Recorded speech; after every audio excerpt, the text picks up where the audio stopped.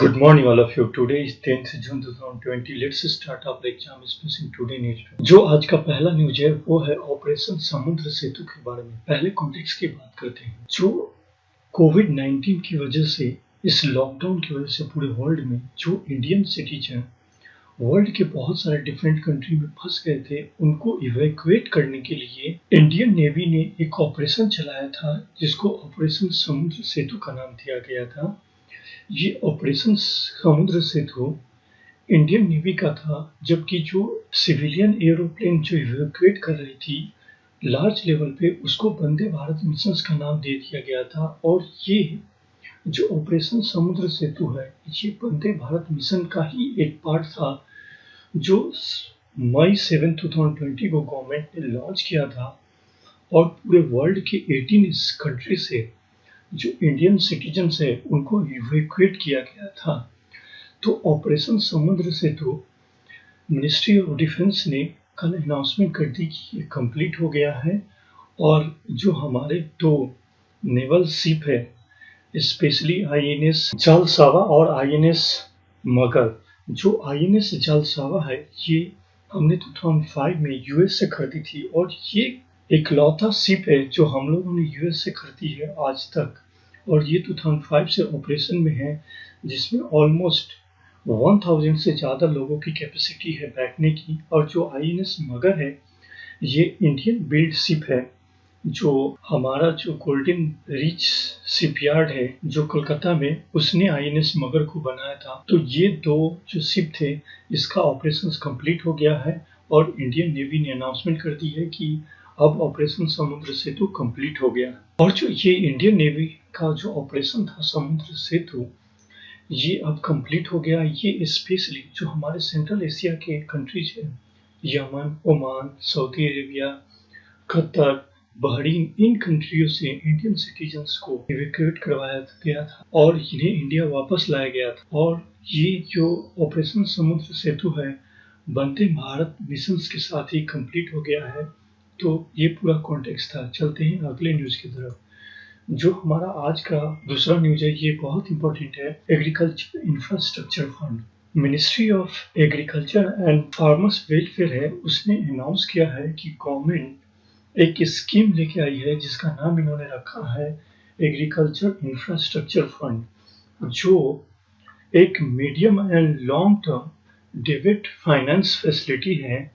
ये post harvesting management infrastructure और जो कम्युनिटी फार्मिंग एसेट्स है उसके इंफ्रास्ट्रक्चर्स को बनाने के लिए इंटरेस्ट सबमिशंस पे फाइनेंशियल सपोर्ट करेगी गवर्नमेंट। और इसकी फाइनेंशियल सपोर्ट्स की लिमिट 2 करोड़ रुपए तक रखी गई है।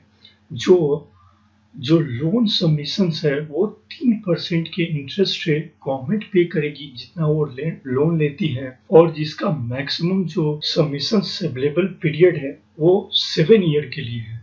तो ये लॉन्ग टर्म डेब्ट फाइनेंशियल फैसिलिटी है जो गवर्नमेंट पोस्ट हार्वेस्टिंग जो इंफ्रास्ट्रक्चर्स के प्रोजेक्ट होंगे स्पेशली रूरल एरियाज में, इनको फाइनेंस करने के लिए एग्रीकल्चर इंफ्रास्ट्रक्चर फंड क्रिएट किया गया है। इसको मॉनिटर करने के लिए डिस्ट्रिक्ट लेवल पर एक मॉनिटरिंग कमेटी भी बनाई गई है।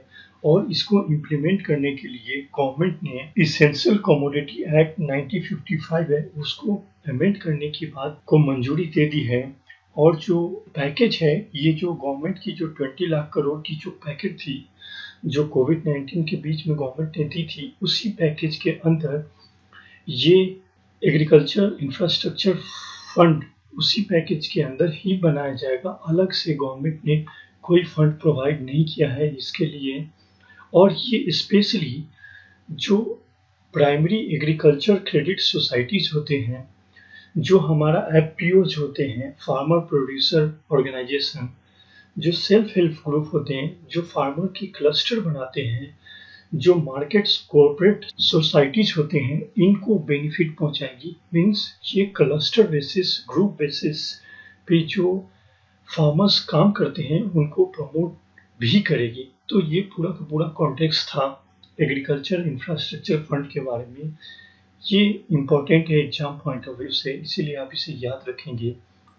नेक्स्ट न्यूज़ पे चलते हैं। नेक्स्ट न्यूज़ जो हमारा है वो है कि गवर्नमेंट ने फर्स्ट 5 रीप्रिंटेड वॉल्यूम जो मंगोलियन कंजूर मनुस्क्रिप्ट का था उसको रिलीज कर दिया है। ये जो मंगोलियन कंजूर मनुस्क्रिप्ट है ये हमारे लिए इतना इम्पोर्टेंट नहीं है, लेकिन जो हमारा नेशनल मिशंस फॉर मनुस्क्रिप्ट है ये बहुत इम्पोर्टेंट है। जो नेशनल मिशंस फॉर मनुस्क्रिप्ट था ये एक ऑटोनोमस बॉडी बनाई गई है अंडर मिनिस्ट्री ऑफ कल्चर के। इसके मेनली 3 पर्पस है कि जितने भी मनुस्क्रिप्ट है इनकी सर्वे करना, इनको लोकेट करना, इनको कंजर्व करना और इनको एजुकेशन पर्पस के लिए स्पेशली स्टूडेंट्स और जो हायर लेवल के रिसर्चर हैं उनके लिए मनुस्क्रिप्ट को एक्सेस करवाना। तो ये सारा का सारा जो काम है वो नेशनल मिशन फॉर मनुस्क्रिप्ट जो मिनिस्ट्री ऑफ कल्चर के अंडर ऑटोनोमस बॉडी है वो देखती है। और ये मिशन 2003 में इनिशिएट किया गया था 2 मिनिस्ट्री को मिला के, मिनिस्ट्री ऑफ टूरिज्म और मिनिस्ट्री ऑफ कल्चर। और जो गवर्नमेंट ऑफ इंडिया की जो Indira Gandhi national centre for arts है वो नोडल एजेंसी है इस national mission for manuscript project का। और ये जो Indira Gandhi national centre for arts है ये इंश्योर करती है मनुस्क्रिप्ट के रख रखाव पे, उसके प्रिजर्वेंस पे, कंजर्वेशन पे और प्रोटेक्शन पे। जो सारा का सारा जो नोडल एजेंसी है वो Indira Gandhi national centre for arts ही है। और इंदिरा गांधी जो नेशनल सेंटर फॉर आर्ट्स है ये डाटाबेस क्रिएट करके रखती है हमारे जितने भी मनुस्क्रिप्ट्स है सबकी, और रिसर्च प्रोटेक्शंस का काम भी ये इंदिरा गांधी नेशनल सेंटर ही संभालती है। तो ये पूरा कॉन्टेक्स्ट था नेशनल मिशन फॉर मनुस्क्रिप्ट का। चलते हैं नेक्स्ट न्यूज़ की तरफ। जो आज का हमारा आखिरी न्यूज़ था वो इक्वलाइजेशन लेवी के बारे में था। ये इक्वलाइजेशन लेवी होता क्या है? कोई भी non residential e commerce firm जब किसी लोकल या डोमेस्टिक एरिया में बिजनेस करती है तो वो उस बिजनेस पे या उसके एडवर्टाइजमेंट पे या इसके ऑनलाइन ट्रांजैक्शंस पे जो टैक्स लगाती है जो डोमेस्टिक गवर्नमेंट, उसको बोलते हैं इक्वलाइजेशन लेवी टैक्स। स्पेशली जो वर्ल्ड की बहुत बड़ी बड़ी कंपनी है जिसमें से गूगल, माइक्रोसॉफ्ट, अमेजॉन, ये सारी कंपनी बहुत सारे इंटरनेशनल बिजनेस करती है और वो डोमेस्टिक मार्केट में जाती है और वहाँ से बहुत सारा पैसा कमाती है। बट गवर्नमेंट को बिल्कुल टैक्स नहीं आता इन चीज़ों से। इसीलिए गवर्नमेंट ने अब इक्वलाइजेशन लेवी टैक्स लगाने की बात की है।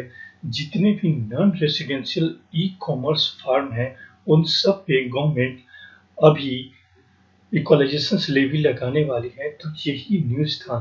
इस टैक्स का एम ये है कि जो फॉरेन कंपनी है जो डोमेस्टिक मार्केट में कैप्चर कर रही है और जो डोमेस्टिक मार्केट से बहुत ज़्यादा कमाती है उन पे टैक्स लगाना, ताकि जो हमारे डोमेस्टिक जो ई कॉमर्स के फार्म है उनको भी इक्वल अपॉर्चुनिटी मिले और वो भी कंपटीशंस में इनके बराबर आ सके। और जो हमारा इंडियन कंपनी है उनको भी ई कॉमर्स से बेनिफिट हो सके।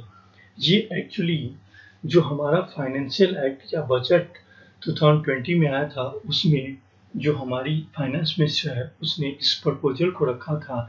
इसको 2% के हिसाब से टैक्स लगाने की बात की थी और ये इफेक्ट में 1 अप्रैल 2020 को आना था। But due to corona virus ये आ नहीं पाया तो गवर्नमेंट ने अभी इक्वलाइजेशन लेवी अनाउंस कर दी है। और ये जितने भी नॉन रेसिडेंशियल ई कॉमर्स के फार्म्स हैं जो कंपनीज है बिजनेस करती है इंडिया में उन सब पे लागू होगा। तो आज के लिए इतना ही था। Thank you very much.